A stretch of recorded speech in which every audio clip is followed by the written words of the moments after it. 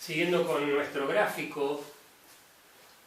de la montaña y sus respectivas curvas de nivel, acá hemos elegido una referencia de 100 metros y hemos tomado una equidistancia de 10 metros, y entonces el planteo sería cómo calcular la altura de un punto cualquiera entre dos curvas de nivel, en este caso particular, entre la curva de 130 y la curva de 140, ¿no es cierto? Perdón, entre la curva de 140 y la de 150, sabiendo que la distancia en el mapa o en el plano entre los dos puntos A y B, a la escala que tenga el mapa, ¿no es cierto?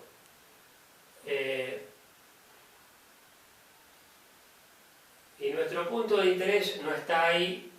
sino que está acá, a cierta distancia entre las dos curvas. Entonces, simplemente, si nosotros dibujamos el triángulo que corresponde a un desnivel de 10 metros, como en este caso, y en escala esta separación nos da 14 metros,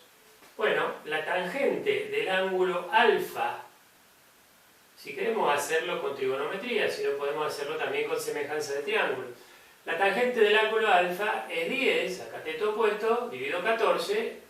cateto adyacente, o sea que acá nos queda que la tangente de alfa es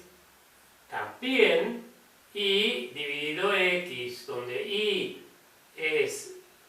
la ordenada del punto P, x es la abscisa correspondiente a ese punto, medida de alguno de los dos lugares. En este caso está mal puesto porque esto es B y esto es A, para respetar el hecho de que A está en un punto más bajo que B. Es decir, A corresponde a la curva de nivel de 140 y B corresponde a la curva de nivel de 150. Entonces, haciendo la cuentita, la tangente alfa es 10 sobre 14, lo cual nos da un ángulo de 35 grados y medio aproximadamente. Si acá tenemos que tangente de alfa es y sobre x, despejamos y como x por la tangente de alfa, si x es igual a 8 metros, y igual a 8 por la tangente 35,5, y eso nos da 5,71 metros, que son 5,71 metros que hay que adicionar al valor de referencia de 140 metros para llegar al punto P. Es decir, que la altura del punto P es igual a 140 más 5,71. O sea, 145,71 metros sería la altura del punto P. Esta interpolación lineal que uno hacía cuando trabajaba con los planos, con las cartas topográficas, con los mapas,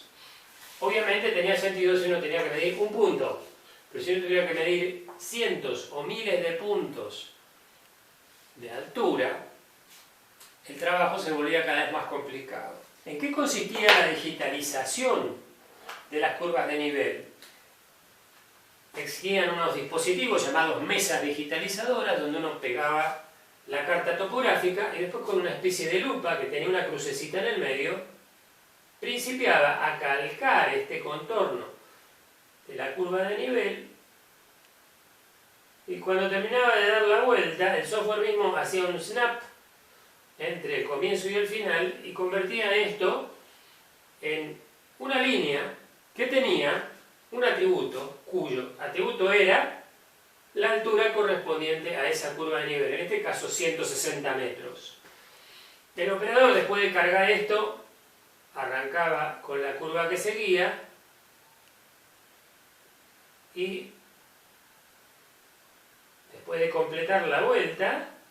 cargaba la correspondiente cota, que en este caso era 150 metros. Normalmente, además, las hojas cartográficas, cartas o mapas tienen su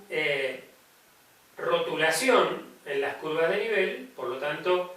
el operador en realidad lo que hacía era leer la cota de la correspondiente curva de nivel y cargarla, y eso se cargaba en la base de datos del GIS o en el sistema que fuera AutoCAD, fuera MicroStation, algunos de los sistemas que existían y que existen todavía para digitalizar información geométrica, información en proyectos de ingeniería. Este proceso de digitalizar una hoja cartográfica a escala 1 en 50.000 podía llevar, dependiendo de la topografía, entre 4 días y 2 semanas. Imagínense digitalizar una zona como la montaña de la Concagua o alguna de las otras montañas de toda la cordillera de los Andes. La cantidad de curvas de nivel que describen el relieve es muy densa, por lo tanto este trabajo había que repetirlo curva por curva. Y estamos hablando de no tanto tiempo atrás, hablamos de los 60, 70, 80, o sea, entre los 70 y los 90, esta era una técnica de digitalización, además de otras que simplemente escaneaban la carta o el plano y después vectorizaban cada una de las curvas de manera semiautomática. Existían varios algoritmos de vectorización que convertían una imagen escaneada en una cantidad de polilíneas digitalizadas que se trabajaban por separado. Y después se guardaban en un archivo de tipo AutoCAD, un archivo DWG o DGN o algún otro de los formatos típicos de información vectorial. También en los programas de GIS como el ArcInfo en aquellos tiempos, ArcView después, ArcGIS en los tiempos actuales. Entonces, esto tiene que ver con el trabajo práctico en el cual vamos a utilizar un archivo de curva de nivel ya digitalizado y vamos a producir un modelo digital de elevaciones, donde en lugar de tener un montón de curvas digitalizadas, vamos a tener un arreglo de imagen que puede tener decenas de miles de píxeles en X y decenas de miles de píxeles en Y, pero que en realidad si la técnica de interpolación que vamos a utilizar simplemente nos va a pedir cuál va a ser el tamaño del píxel y, o lo va a proponer y nosotros lo vamos a aceptar o a cambiar. Y si uno tratara de imaginar cómo funciona esto, es como si a esta capa de curvas de nivel le superpusiéramos un plástico transparente en el cual estuvieran grabados millones de pequeños cuadraditos y nosotros, si tuviéramos que hacer manualmente, le asignáramos a cada cuadradito